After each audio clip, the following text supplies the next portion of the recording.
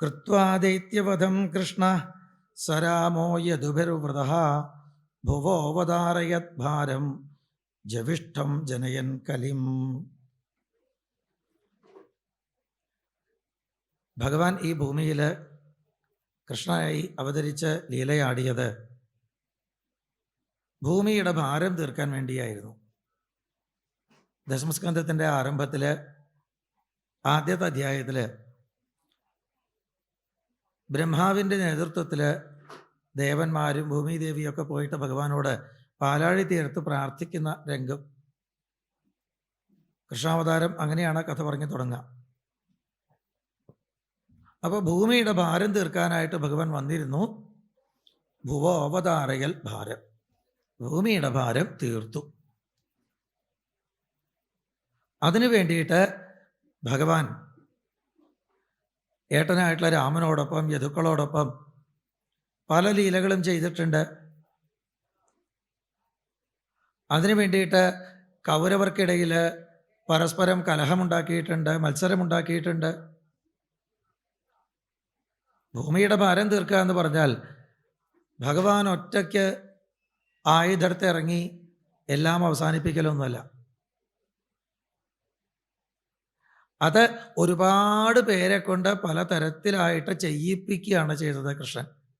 കൃഷ്ണൻ പുഞ്ചിരിച്ചുകൊണ്ട് വൃന്ദാവനത്തിൽ വേണു ഊതിക്കൊണ്ട് പിന്നീട് രുക്മിണ്യാദി ദേവിമാരെ വിവാഹം ചെയ്ത് കൊണ്ടുവന്ന് ദ്വാരകയിൽ ത്രിലോകി ഗൃഹസ്ഥനായി പാർത്തുകൊണ്ട് കൃഷ്ണൻ വളരെ സുഖമായിട്ടിരിക്കുക. അതിൻ്റെ ഇടയിൽ കൂടെ കൗരവർക്കിടയിൽ പരസ്പരം ചില സ്പർദ്ധയുണ്ടാക്കുന്നതും അവരെ കുരുക്ഷേത്രത്തിലെ യുദ്ധഭൂമിയിലേക്ക് എത്തിക്കുന്നതുമൊക്കെ കൃഷ്ണ കഥകൾക്കിടയിൽ നമ്മൾ ശ്രദ്ധിക്കാതെ പോകുന്ന കാര്യമാണ്. എപ്പോഴേ ഭഗവാൻ ഇത് ചെയ്തത്, എപ്പോഴേ അവരെ യുദ്ധത്തിന് പ്രാപ്തരാക്കിയത് നമുക്ക് മനസ്സിലാവുക പോലുമില്ല.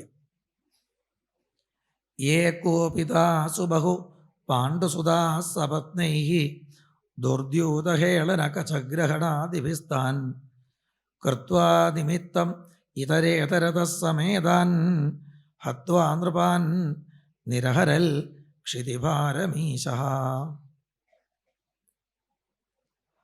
പാണ്ഡവരുടെ ഉള്ളിൽ ഏറ്റവും കോപം ജനിപ്പിച്ചു ഭഗവാൻ കൗരവരുടെ പലതരത്തിലുള്ള പ്രവൃത്തികളെ കൊണ്ട്.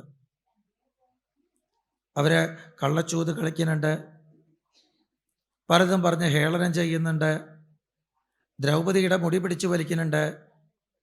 അങ്ങനെ പാണ്ഡവരുടെ ഉള്ളിൽ ഏറ്റവും കോപം ജനിപ്പിക്കുന്ന പോലെ കൗരവരെ കൊണ്ട് പലതും ചെയ്യിച്ചു. എന്നിട്ട് ഈ പാണ്ഡവർക്ക് കൗരവരുടെ ഉള്ളിൽ അസൂയ ജനിക്കുമാറ് ഒരുപാട് വലിയ ഐശ്വര്യങ്ങളെ കൊടുത്തു, ലോകത്തിൻ്റെ ചക്രവർത്തിമാരാക്കി, രാജസൂയം ചെയ്യിച്ചു. കൗരവരുടെ ഉള്ളിൽ പാണ്ഡവരോട് അസൂയ തോന്നണം, പാണ്ഡവരുടെ ഉള്ളിൽ കൗരവരോട് കോപം തോന്നണം. ഇതിന് ഭാഗത്തിനൊക്കെ ഭഗവാൻ ചെയ്യിച്ചിട്ടുണ്ട്. അങ്ങനെയാണ് ക്ഷിതിഭാരത്തെ തീർത്തത്.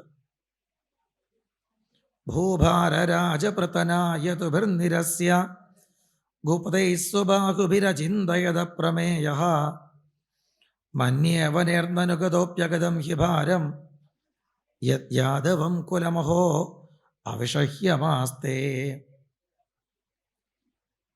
ഭൂമിയുടെ ഭാരമായിട്ടുള്ള രാജന്യന്മാരെയൊക്കെ തീർത്തിട്ടുണ്ട്. എന്നാൽ തൻ്റെ യാദവ കുലത്തെ ഇവിടെ ബാക്കി വെച്ചിട്ട് പോയാൽ അവരെ കൊണ്ടാവും ഇനി കലികാലത്ത് ഭൂമിക്ക് ഏറെ ഭാരമുണ്ടാവുക എന്ന് ഭഗവാൻ മനസ്സിലാക്കുന്നു. കാരണം ഗുപ്തൈഹി സ്വബാഹുഭി, ഭഗവാൻ തൻ്റെ തൃക്കൈകളെ കൊണ്ട് രക്ഷിച്ചു കൊണ്ടുവന്നതാണ് യാദവരെ, വലുതാക്കി കൊണ്ടുവന്നതാണ്. അവർ സിദ്ധന്മാരാണ്, അവർ ശക്തന്മാരാണ്. അവരിൽ കലി ബാധിച്ചാൽ അവരാവും ഈ ഭൂമിക്ക് അവിഷഹ്യമായിട്ടുള്ള, ഒരിക്കലും സഹിക്കാൻ പറ്റാത്തതായിട്ടുള്ള ഭാരമായി തീരുക. നൈവാജ്ഞത പരിഭവസ്യ ഭവേൽ കഥഞ്ചിൽ മത്സംശ്രയസ്യ വിഭവോന്നഹനസ്യ നിത്യം അന്തഃകലിം യദുകുലസ്യ വിധായ വേണുസ്തംഭസ്യ വഹ്നിമിവ ശാന്തിമുപൈമി ധാമ. ഈ യാദവകുലത്തെ ഇല്ലാതാക്കാൻ മറ്റൊരാളെ കൊണ്ടുവരിക, മറ്റൊരു വംശത്തെ കൊണ്ടുവരിക, പുറമേ നിന്ന് മറ്റൊരു ശക്തിയെ കൊണ്ടുവരിക എന്നത് അസാധ്യമാണ്. ഇവരുടെ ഉള്ളിൽ തന്നെ തമ്മിൽ തമ്മിൽ കലഹമുണ്ടാക്കണം. വേണുസ്തംഭസ്യ വഹ്നിമിവ, മുളങ്കൂട്ടത്തില് കാറ്റ് പിടിക്കുമ്പോൾ മുളകൾ തമ്മിൽ തമ്മിൽ ഉരഞ്ഞ് തീയുണ്ടായി ആ മുളങ്കാടിനെ ദഹിപ്പിച്ച് കളയുന്നത് പോലെ ഈ യാദവർക്കുള്ളിൽ നിന്ന് തന്നെ പരസ്പരം പ്രശ്നങ്ങൾ ഉണ്ടാവണം, അത് സ്പർദ്ധയാവണം, വൈരമാവണം, അവർ തമ്മിൽ തല്ലി തീരണം. പുറമേ നിന്ന് മറ്റൊരു ശക്തിയെ കൊണ്ടുവന്ന് യാദവരെ ഇല്ലാതാക്കല് അസാധ്യമാണ്. കാരണം ഭഗവാന്റെ തൃക്കൈ കൊണ്ട് വളർന്നവരാണവർ. അവരെ ഇല്ലാതാക്കാൻ ഈ 3 ലോകങ്ങളിലും ആരും തന്നെയില്ല. യാദവരുടെ ഉള്ളിൽ കുഴപ്പമുണ്ടാക്കണം എന്ന് ഭഗവാന്റെ ഇച്ഛ. എന്നിട്ട് വേണം ഉപൈമി ധാമ, തനിക്ക് തൻ്റെ ധാമത്തിലേക്ക് തിരിച്ചു പോവാനായിട്ട്. ഏവം വ്യവസിതോ രാജൻ സത്യസങ്കൽപ്പ ഈശ്വര ശാപവ്യാജേന വിപ്രാണാം സഞ്ജഹ്രേ സ്വകുലം വിഭൂ. ഇങ്ങനെ തീരുമാനിച്ച ഭഗവാന്റെ ഉള്ളില് ഒരു സങ്കല്പമുണ്ടായാൽ അത് സത്യമാവും എന്ന കാര്യത്തിൽ സംശയമില്ല. സത്യവ്രതം സത്യപരം ത്രിസത്യം സത്യസ്യ യോനിം നിഹിതം ച സത്യേ സത്യസ്യ സത്യം ഋതസത്യനേത്രം സത്യാത്മകം ത്വാം ശരണം പ്രപന്നാഹ എന്ന് ഈ കൃഷ്ണനെയാണ് സത്യലോകത്ത് പാർക്കുന്ന ബ്രഹ്മാവ് സ്തുതിച്ചിട്ടുള്ളത്. സത്യലോകത്ത് പാർക്കുന്ന ബ്രഹ്മാവ് സത്യമെന്ന് പറഞ്ഞ് സ്തുതിച്ചത് കൃഷ്ണനെയാണെങ്കിൽ, അപ്പോ കൃഷ്ണനാണ് പരമമായ സത്യം. അവിടുത്തെ സങ്കല്പവും സത്യം തന്നെ. സത്യസങ്കല്പനാണ്. അവിടുന്ന് സങ്കല്പിച്ചാൽ അത് അതുപോലെ സംഭവിക്കുന്നു. അങ്ങനെയുള്ള ഭഗവാൻ ശാപവ്യാജേന വിപ്രാണാം സഞ്ജഹ്രേ സ്വകുലം വിഭൂ. ബ്രാഹ്മണ ശാപം കൊണ്ട് തൻ്റെ യദുകുലത്തെ പരിപൂർണമായിട്ടും സംഹരിക്കുന്നു. സ്വമൂർത്തിയ ലോകലാവണ്യ നിർമുക്തിയ ലോചനം നൃണാം ഗീർഭിസ്താസ്മരതാം ചിത്തം പതിസ്ഥാനീക്ഷതാം ക്രിയാഹ. ഭഗവാൻ ഈ ലോകത്തില് തൻ്റെ രൂപഭംഗി കൊണ്ട് തന്നെ എത്ര സ്വാധീനം ചെലുത്തിയിട്ടുണ്ട്. ലോകത്തിൽ മറ്റു പല കാഴ്ചകളും കണ്ട് അവ സുന്ദരമാണ് എന്ന് ചിന്തിച്ചു പോന്നിരുന്ന ജനത്തിനെ ശ്രീകൃഷ്ണ രൂപം ഒരിക്കൽ കാണിച്ചാൽ മതി, പിന്നെ അവർക്ക് ലോകത്തിൽ മറ്റൊരു വസ്തുവിലും സൗന്ദര്യമുണ്ടെന്നേ തോന്നില്ല. ലോകലാവണ്യ നിർമുക്തിയ, ലോകത്തിനൊന്നും സൗന്ദര്യമില്ല എന്ന് തോന്നിപ്പോവും ഈ ശ്രീകൃഷ്ണന്റെ രൂപം ഒരിക്കൽ കണ്ടവർക്ക്.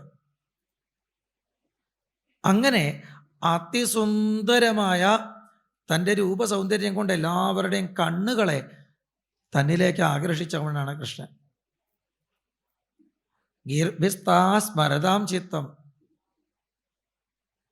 ഭഗവാൻ തൻ്റെ വാക്കുകളെ കൊണ്ട് തന്നെ സ്മരിക്കുന്നവരുടെ മുഴുവൻ ഹൃദയത്തെ പരിപൂർണമായിട്ടും തന്നിലേക്ക് ആക്കിയവനാണ്.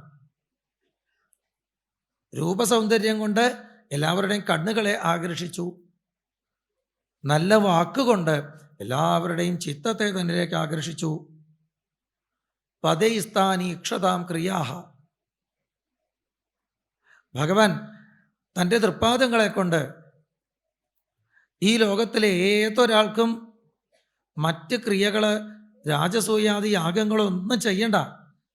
ഈ ശ്രീകൃഷ്ണ തൃപ്പാദം സദാ ഹൃദയത്തിൽ ഓർമ്മിച്ചു കൊണ്ടിരിക്കൽ മാത്രമാണ് നാം ചെയ്യേണ്ടുന്ന ഒരേ ഒരു ക്രിയ എന്ന് തോന്നിച്ചു. രാജസൂയം എന്ന് പറഞ്ഞ വലിയൊരു യാഗം ദശമസ്കന്ധത്തിൽ പറയുകയുണ്ടായി. മുമ്പേ ഇവിടെ പ്രഭാഷണം ചെയ്തിട്ടുണ്ടാവും, ഇന്നലെയോ മറ്റോ. ആ യാഗത്തിൽ ഏതെല്ലാം ലോകത്തുനിന്ന് ഏതൊക്കെ തരത്തിലുള്ള ആൾക്കാരാണ് വന്നത്, പങ്കെടുത്തത്. തിരിച്ചു പോകുമ്പോൾ കൈ നിറച്ച് ദക്ഷിണ കിട്ടിയിട്ടുണ്ട് അവർക്ക്. എന്നാൽ അതിലൊക്കെ വലുതായിട്ട് ഹൃദയം നിറച്ച് ശ്രീകൃഷ്ണപാദം കാണാനുണ്ട്. ശ്രീകൃഷ്ണപാദത്തെ ഹൃദയത്തിൽ നിറച്ചുകൊണ്ടാണ് അവരൊക്കെ പോണത്. ഇനി മറ്റൊന്നും വേണ്ട. ഏത് ലോകത്തുള്ളവരാണെങ്കിലും ഏത് വർണ്ണത്തിൽപ്പെട്ടവരാണെങ്കിലും ഇനി മറ്റു ക്രിയകളൊന്നും ചെയ്യണ്ട, ഈ ശ്രീകൃഷ്ണപാദം ഉള്ളിൽ സ്മരിച്ചു കൊണ്ടിരുന്നാൽ മതി എന്ന് ഓരോരുത്തർക്കും തോന്നിച്ചിട്ടുണ്ട്.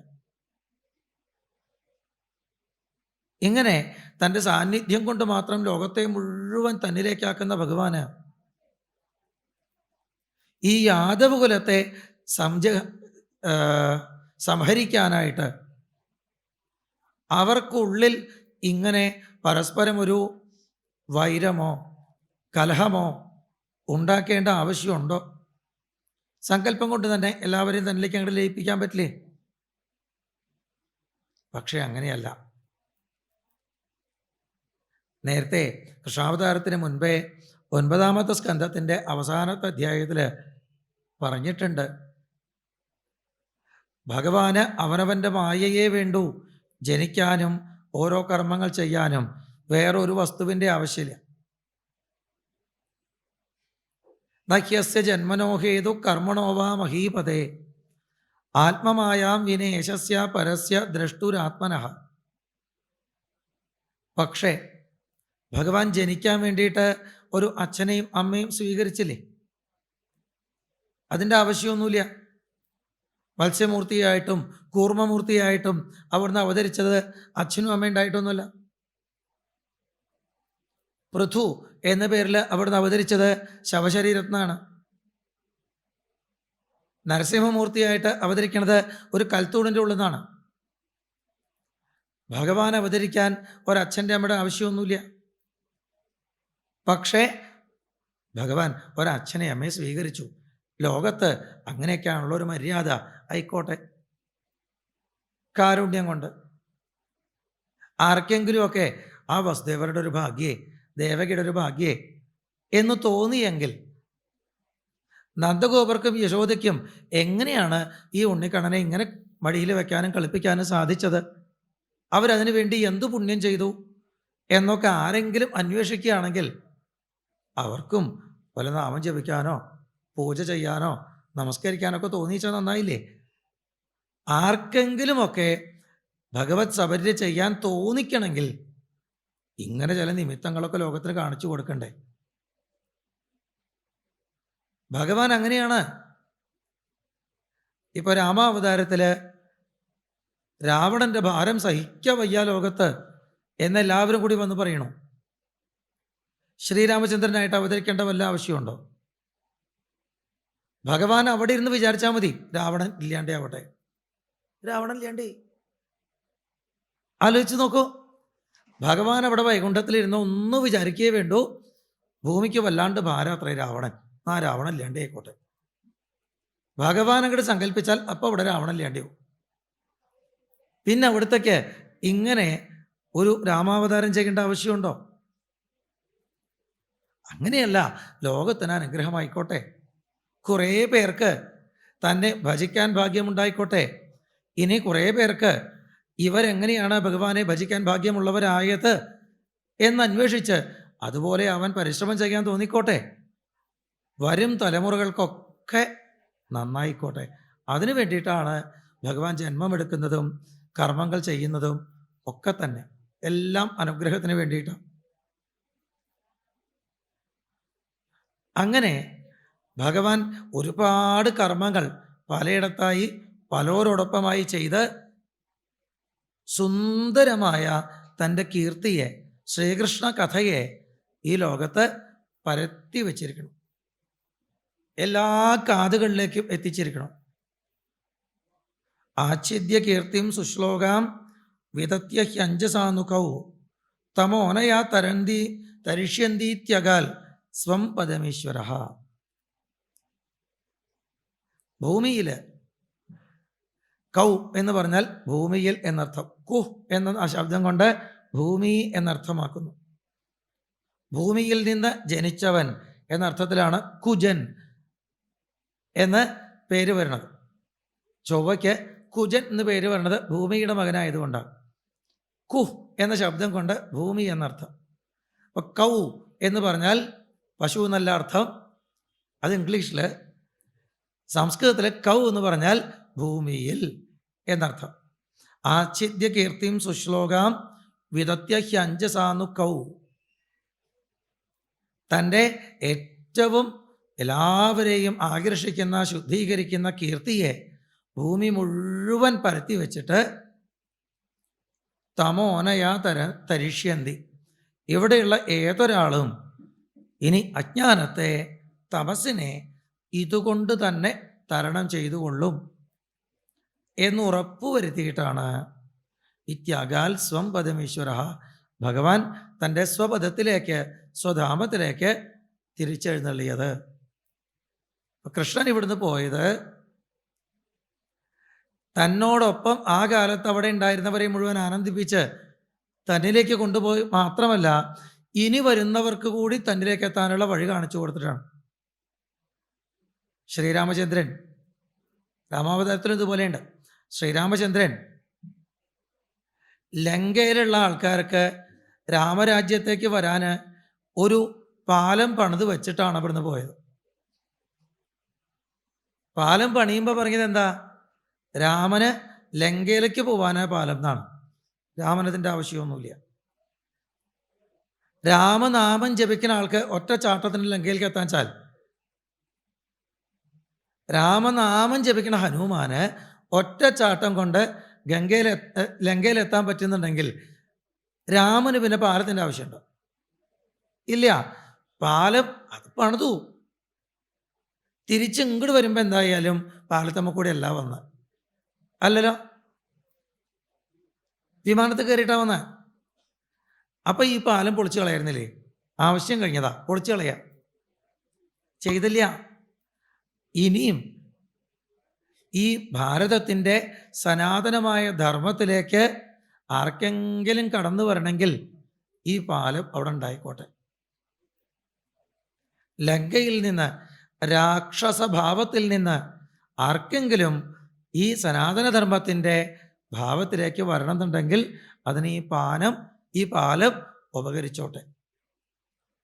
അങ്ങനെ ഒരു രാമസേതുവും ഹൃദയത്തിൽ ഒരു രാമപാദവും നാവിൽ രാമനാമവും കൊടുത്തിട്ടാണ് രാമൻ ഇവിടുന്ന് പോയിട്ടുള്ളത്. അതുപോലെ ശ്രീകൃഷ്ണനാകട്ടെ ഈ ഭൂമിയിൽ നിന്ന് അവതാരം മതിയാക്കി പോണതിന് മുമ്പേ തൻ്റെ അതിസുന്ദരമായ ബാലലീലകൾ, വൃന്ദാവൻ ലീലകൾ, പിന്നെ മധുരയിലും ദ്വാരകയിലും ഹസ്തനപുരത്തിലും ആടിയതായിട്ടുള്ള ലീലകൾ, ഏറ്റവും പ്രധാനം ബാലലീലയും വൃന്ദാവൻ ലീലയാണ്. എല്ലാവരും ഇതിലൂടെ തന്നെ തന്നിലേക്ക് എത്തിച്ചേർന്നുകൊള്ളും എന്ന് ഉറപ്പുവരുത്തി ശ്രോത്രാഞ്ജലി രൂപസ്പൃശ്യ ധുനുതേ കർമ്മവാസനാം. ശ്രീകൃഷ്ണ കഥകളുടെ ഒരു തുള്ളി അങ്ങാൻ ഭക്തിയുള്ളവരുടെ കാതുകളിലേക്ക് എത്തിപ്പോയാൽ അവര് ബാക്കി കർമ്മങ്ങളൊക്കെ മാറ്റിവെച്ച് ഇത് തന്നെ കേട്ടിരിക്കും. അങ്ങനെ കർമ്മവാസനകളെ തന്നെ ഇല്ലാതാക്കി ഒരാളെ തന്നിലേക്ക് എത്തിക്കാൻ കഥാമൃതത്തിൻ്റെ ഒരു തുള്ളി മതി എന്നുറപ്പ് വരുത്തിയിട്ടാണ് കൃഷ്ണൻ ഇവിടെ നിന്ന് അവതാരം മതിയാക്കി പോണത്. ഇത് പറഞ്ഞപ്പോൾ പരീക്ഷിത മഹാരാജാവ് ശ്രീ ശുകബ്രഹ്മർഷിയോട് ചോദിച്ചു, വിപ്രശാപം കൊണ്ടാണ് യാദവകുലം ഇല്ലാതായത് എന്ന് പറഞ്ഞില്ലേ? യാദവർക്ക് അങ്ങനൊരു വിപ്രശാപം വരുമോ? ബ്രഹ്മണ്യാനാം വദാന്യാനാം നിത്യം കൃഷ്ണോപസേവിനാം വൃദ്ധോപസേവിനാം വിപ്രശാപ കഥമഭൂൽ വൃഷ്ണീനാം കൃഷ്ണചേതസാം. കൃഷ്ണനെ ഉള്ളിൽ വച്ചിരിക്കുന്ന ബ്രാഹ്മണരോട് ഏറ്റവും ഭക്തിയുള്ള നല്ല വാക്ക് പറഞ്ഞ് ശീലമുള്ള, നിത്യം വയസ്സായവരെ സേവിക്കുന്ന, കാരണവന്മാരുടെ വാക്ക് അനുസരിക്കുന്ന യാദവർക്ക് എങ്ങനെ ഒരു വിപ്രശാപം വന്നുപെട്ടു? യന്നിമിത്ത സവൈശാപ യാദൃശോ ദ്വിജസത്തമ. എന്തുകൊണ്ട് ആ ശാപമുണ്ടായി? എപ്രകാരമുള്ള ശാപമാണ് ഉണ്ടായത്? കഥമേകാത്മനാം ഭേദ ഏതൽ സർവം വദസ്വമി.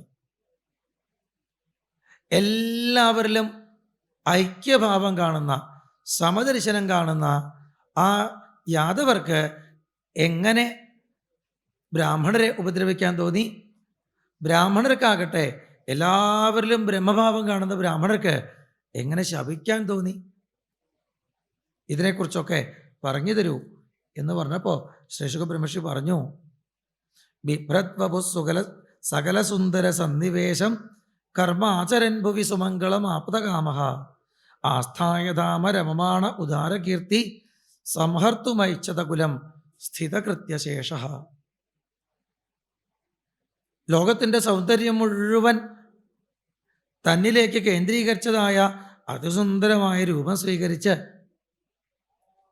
എല്ലാവർക്കും നന്മ കൊടുക്കുന്ന സുമംഗളമായിട്ടുള്ള കർമ്മങ്ങളെ ചെയ്ത് ആപദകാമനായി, ചെയ്യേണ്ടത് ചെയ്യപ്പെട്ടവനായി ഇരിക്കുന്ന ഭഗവാൻ തൻ്റെ ധാമമായിട്ടുള്ള ആ ദ്വാരകയിൽ വസിക്കുമ്പോൾ ഒരിക്കൽ തൻ്റെ കുലത്തെ സംഹരിക്കാം എന്ന് ഇച്ഛിച്ചു.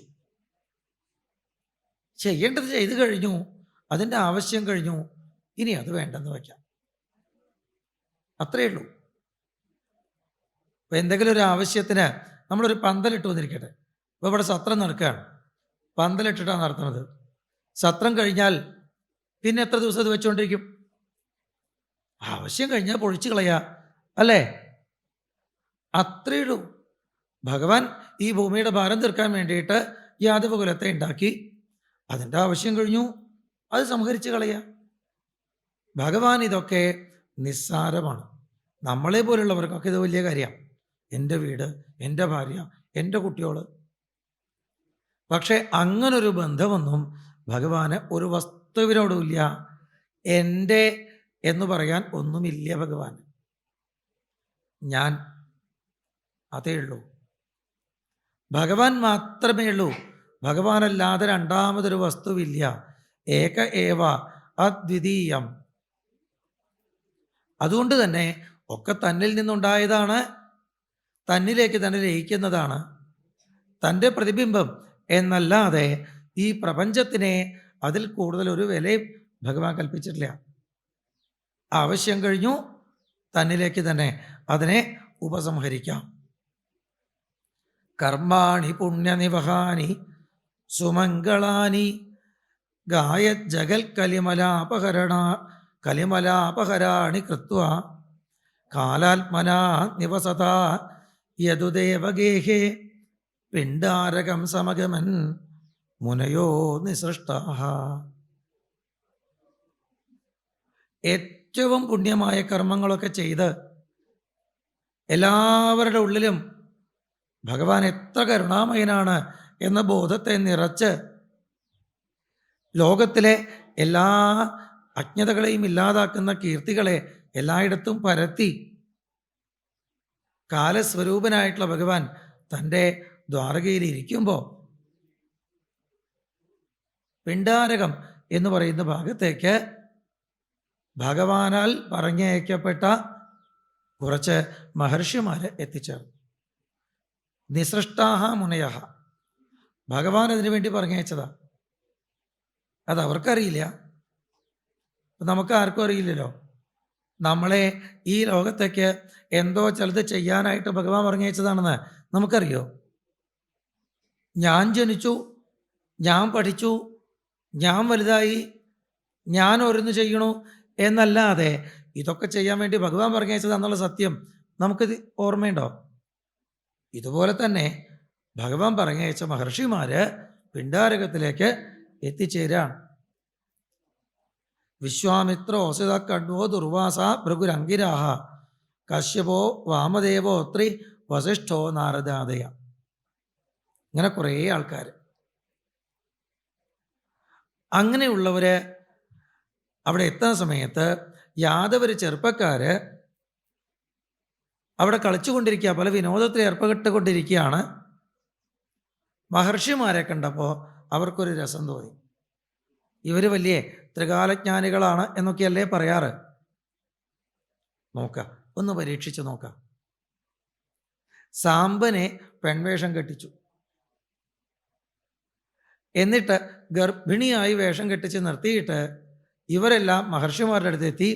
അവിനീത വിനീതവൽ, വിനയമില്ലാത്തവര് വിനയം നടിച്ചാൽ എങ്ങനെയാ, അതുപോലെ മഹർഷിമാരോട് സംഭാഷണം ചെയ്തത്രേ. സ്വതവേ ഉള്ളിലൊട്ടും വിനയമില്ലാത്തവര് വിനയം നടിച്ചാൽ കാണാൻ മഹാബോറാണ്. ഇത് പറയാണ്ടിയൊന്നും വയ്യ. അവരുടെ ആ നാട്യം കാണുമ്പോൾ തന്നെ നമുക്ക് വേറെ എവിടേക്കെങ്കിലും പോയി കളയാം എന്ന് തോന്നും. ഈ യാദവരൊക്കെ അവിനീത വിനീതവൽ, വിനയമില്ലാത്തവർ വിനയം നടിച്ചാൽ എങ്ങനെയാ, അതുപോലെയാണ് ആ മഹർഷിമാരോട് സംഭാഷണം ചെയ്തത്. അതെ, ആ പെൺകുട്ടി ഗർഭിണിയാണ്.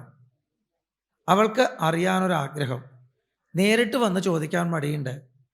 അവൾ പ്രസവിക്കുമ്പോൾ എന്താ ഉണ്ടാവുക, നിങ്ങളൊന്ന് പറഞ്ഞു തരുമോ എന്നൊക്കെ ചോദിക്കണം. ഈ ചോദ്യം തന്നെ അനാവശ്യമാണ്. ഇന്നത്തെ കാലത്തും അതെ, അന്നത്തെ കാലത്തും അതെ, ഗർഭിണിയായാൽ ഉള്ളിലുള്ള കുഞ്ഞിൻ്റെ ലിംഗനിർണയം മുൻപേ ചെയ്യുക എന്നുള്ളത് കുറ്റകരമാണ് അല്ലേ? ഇപ്പോൾ ഏതെങ്കിലും ഗർഭിണികൾ ഡോക്ടർ സ്കാനിങ്ങിന് വിളിക്കുന്ന സമയത്ത് ചോദിച്ചു നോക്കട്ടെ, ഡോക്ടറെ ആൺകുട്ടിയോ പെൺകുട്ടിയോ, അപ്പോൾ വിളിക്കും പോലീസിനെ. സംശയമില്ല, ആ ചോദ്യം കൂടി ചോദിച്ചാൽ പോലീസിനെ വിളിക്കേ. അത്ര വലിയ കുറ്റമാണത്. പണ്ടുമതെ, ഈ ചോദ്യത്തിൻ്റെ ആവശ്യമില്ല. ഗർഭിണിയാണ്, ഇനി പ്രസവിക്കുക, ഏത് കുഞ്ഞുണ്ടായാലും അതിനെ വളർത്തുക. മാത്രമല്ല, ഗർഭം ഇത്ര പൂർണ്ണമാണെങ്കിൽ ഇനി അധിക ദിവസമൊന്നും കാത്തിരിക്കേണ്ടി വരില്ല. അതുവരെ ഒന്ന് ക്ഷമിച്ചുകൂടെ? ഈ ചോദ്യത്തിൻ്റെ ഇപ്പോൾ ഒരാവശ്യമുണ്ടോ? പിന്നെ അതിലുമൊക്കെ അപകടം, കിംസ്വിൽ സഞ്ജനയിഷ്യതി, എന്താണ് ഉണ്ടാവുക എന്നാണ് ചോദ്യം. ആ വാക്ക് തന്നെ അപകട. കിംസ്വിൽ, ആൺകുട്ടിയോ പെൺകുട്ടിയോ ഉണ്ടാവുക ചോദിക്കില്ല, എന്താണ് ഉണ്ടാവുക. ആ കിം എന്ന ശബ്ദം കൊണ്ട് തന്നെ ജീവനില്ലാത്ത ഏതോ വസ്തുവിനെയാണ് സൂചിപ്പിക്കണം. ജീവനില്ലാത്ത ഒരു വസ്തുവിനെ ഉദ്ദേശിക്കുന്ന വാക്കാണത്. ബ്രാഹ്മണരുടെ നാവില് അപ്പോൾ ഭഗവാന്റെ നിശ്ചയം കൊണ്ടുവന്ന വാക്ക് മുസലം, കുലനാശനം എന്നായിരുന്നു. അത് ഉലയ്ക്ക, കുലം മുടിക്കാൻ എന്ന് മലയാളത്തിൽ പറഞ്ഞാൽ നമുക്ക് കുറച്ച് വിഷമമൊക്കെ തോന്നും. മുഖത്ത് നോക്കി പറഞ്ഞാൽ പറ്റില്ല. പക്ഷേ അതാണ് അവരുടെ നാവിൽ വന്നത്. ഈ ചെറുപ്പക്കാർ ചിരിച്ചു. പിന്നെ ഒലക്കേണ്ടാവൂത്രേ. ഏതെങ്കിലും ഒരു പെണ്ണ് പറ്റിയിട്ട് ഇന്ന് വരെ ഒലക്കേണ്ടായിട്ടുണ്ടോ? ഇത് പെണ്ണ് തന്നെയല്ല, സാമ്പനാണ്, അതുപോലും മനസ്സിലായില്ല. വലിയ ത്രികാലജ്ഞാനികളാണെന്ന് പറഞ്ഞാൽ മതി. അവർക്ക് ഇത് ഈ മഹർഷിമാരുടെ വിവരക്കേടാണ് എന്ന് തോന്നി. ചിരിച്ചുകൊണ്ട് അവരെന്തായാലും ആ സാമ്പൻ്റെ വേഷം അഴിച്ചു. അതിൻ്റെ ഉള്ളിൽ നിന്ന് എന്തോ ഒരു ഇരുമ്പ് കഷ്ണം കിണം എന്ന് താഴ്ത്ത് വീണു. അങ്ങനൊന്ന് വയറ്റിൽ വെച്ച് കെട്ടിയിട്ടുണ്ടായിരുന്നില്ല. നല്ല ഉറപ്പുണ്ട്. ഇതിപ്പോൾ എവിടുന്നേ വന്ന്? പിന്നെ നോക്കി നിൽക്കുമ്പോൾ ഇതിങ്ങനെ അനങ്ങനുണ്ട് തോന്നുന്നു, വലുതാവനുണ്ട് തോന്നുന്നു. അതോടെ പേടിയായി തുടങ്ങി. ഈ ഇരുമ്പ് കഷ്ണം എങ്ങാനും നീണ്ട് മുസലം എന്നായാൽ കുലനാശനം എന്ന വാക്കും സത്യമാവും. അതോടെ അവർക്ക് പേടിയായി. അവരത് കയ്യിലെടുത്തിട്ട് ഉഗ്രസേന മഹാരാജാവിൻ്റെ അടുത്തേക്ക് ഓടി.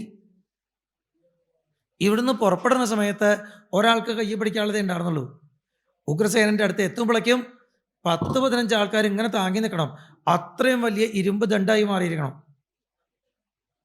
അവരൊക്കെ വേഗം ഉഗ്രസേനോട് പറയുക, മുത്തശ്ശ ഇങ്ങനൊന്നു പറ്റി, ഇനി എന്താ ചെയ്യുക? ഉഗ്രസേനൻ, അദ്ദേഹത്തിനെ നമ്മൾ ശ്രദ്ധിക്കണം. കംസവധം കഴിഞ്ഞപ്പോൾ ഭഗവാനാണ് ഉഗ്രസേനനെ സിംഹാസനത്ത് കയറ്റിയിരുത്തിയത്. ഉഗ്രസേനൻ പറഞ്ഞതാ, കൃഷ്ണ നീ തന്നെ ഭരിച്ചാൽ മതി. അത് പറ്റില്ല, ഞങ്ങൾ യാദവരാണ്, സിംഹാസനത്തിൽ ഇരിക്കാൻ പാടില്ല, മുത്തശ്ശൻ ഭോജനല്ലേ, അവിടെ ഇരുന്നോളൂ, ബാക്കിയൊക്കെ ഞാൻ നോക്കിക്കോളാം. കൃഷ്ണ, എന്നാ നീ തന്നെ നോക്കണം കേട്ടോ, എനിക്കൊന്നും അറിയില്ല, എനിക്കൊരു കഴിവുമില്ല, തീരുമാനമൊക്കെ നീ എടുക്കണം, ഞാൻ ഇവിടെ ഇരിക്കുക മാത്രമേ ഉള്ളൂ എന്ന് പറഞ്ഞിരുന്ന ഉഗ്രസേനൻ ഇന്നലെ വരെ അങ്ങനെ ചെയ്തിട്ടുമുള്ളൂ. ഇന്ന് ആദ്യമായിട്ട് മുത്തശ്ശ ഇങ്ങനെ പറ്റി, എന്താ വേണ്ട എന്ന് കുട്ടികൾ ചോദിക്കുമ്പോൾ തിരിച്ചു ചോദിച്ചു അത്രേ, കൃഷ്ണൻ അറിഞ്ഞോ? ഇല്ല. എന്നാ പറയണ്ട, ഈ ഒരു വിഷയം കൃഷ്ണനോട് പറയണ്ട, കൃഷ്ണൻ അറിയണ്ട, അയാൾ വന്ന് കാണുന്നതിന് മുമ്പേ രാവി പൊടിച്ച് കടലിൽ കലക്കിക്കൊള്ളാൻ പറഞ്ഞു. അങ്ങനെ അവരെ എല്ലാവരും കൂടി അതിവേഗത്തിൽ അത് രാവി പൊട്ടിച്ചു. അവസാനം ഒരു കഷ്ണം ബാക്കിയായി കടലിലേക്ക് എറിഞ്ഞു കളഞ്ഞു. ഈ പൊടിയൊക്കെ വെള്ളത്തിൽ കലക്കിയും കളഞ്ഞു. വെള്ളത്തിലൂടെ അതിങ്ങനെ നീങ്ങി നീങ്ങി നീങ്ങി പ്രഭാസം എന്ന് പറയുന്ന തീരത്തെത്തി. ഓരോ ഇരുമ്പ് തരിയും ഓരോ ഏരകപ്പുല്ലുകളായിട്ട് വളർന്നു വരുന്നു. ഓരോന്നിനും ഇനി ഏകാദശം 30-ാമത്തെ അധ്യായത്തിൽ പറയുന്ന കാണാം, ഏരകാ മുഷ്ടി പരിഘവും. ഈ ഏരകപ്പുല്ലിനെ മുഷ്ടി കൊണ്ട് എങ്ങനെയാണ് പിടിച്ചു കഴിഞ്ഞാൽ അത് ഓരോന്നും ഒലയ്ക്ക പോലെയാവും. വലിപ്പം കൊണ്ടും ബലം കൊണ്ടും ഓരോന്നും ഓരോ ഒലയ്ക്ക. നേരത്തെ ഓരോ ഒലയ്ക്കേ ഉണ്ടായിരുന്നുള്ളൂ, ഇപ്പൊ എണ്ണാൻ പറ്റാത്തത്ര ഏരകപ്പുല്ലുകൾ വലിയ പുല്ലുകളായിട്ട് വളർന്നു നിൽക്കണു പ്രഭാസ തീരത്ത്. അതുകൊണ്ടാണ് യാദവരണി തമ്മിൽ തല്ലി തീരാൻ പോണത്.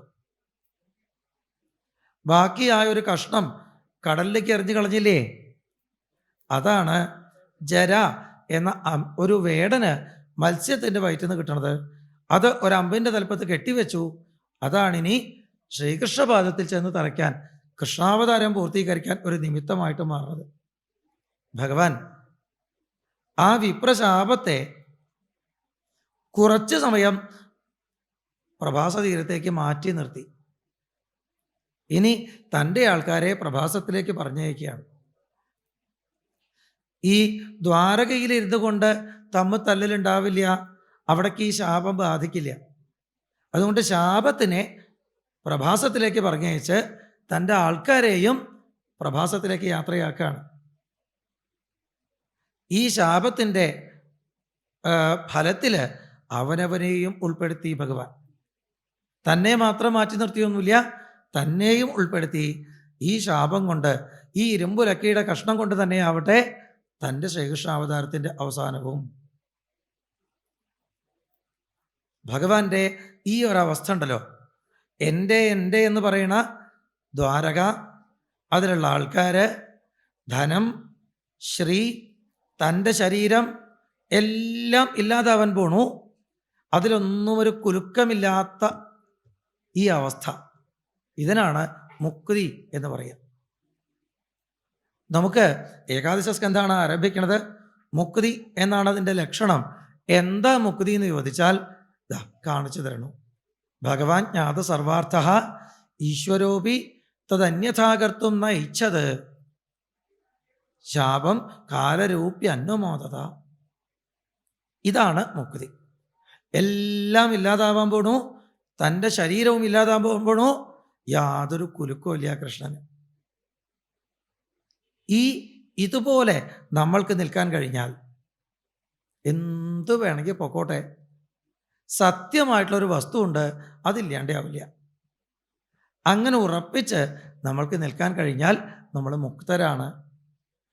എന്തെങ്കിലും ഈ ജഗത്തിൽ ചില മാറ്റങ്ങൾ വരുമ്പോൾ അതനുസരിച്ച് നമ്മുടെ മനസ്സും ഇടറുകയാണെങ്കിൽ, വ്യാകുലപ്പെടുകയാണെങ്കിൽ നമ്മളൊക്കെ ബദ്ധരാണ്. ഈ മുക്തരെക്കുറിച്ചും ബദ്ധരെക്കുറിച്ചുമൊക്കെയാണ് ഇനി ഏകാദശ സ്കന്ധം നമുക്ക് പറഞ്ഞു തരിക.